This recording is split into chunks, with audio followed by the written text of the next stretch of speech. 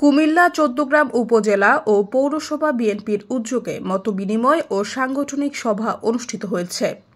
এতে প্রধান অতিথি ছিলেন কেন্দ্রীয় বিএনপির কর্মসংস্থান বিষয়ক সম্পাদক ও কুমিল্লা দক্ষিণ জেলা বিএনপির আহ্বায়ক জাকারিয়া তাহের সুমন। প্রধান বক্তা ছিলেন কেন্দ্রীয় বিএনপির সহ সাংগঠনিক সম্পাদক হাজী মোহাম্মদ মোস্তাক মিয়া। বিশেষ অতিথি কুমিল্লা দক্ষিণ জেলা বিএনপির সদস্য সচিব আশিকুর রহমান মাহমুদ ওয়াসিম।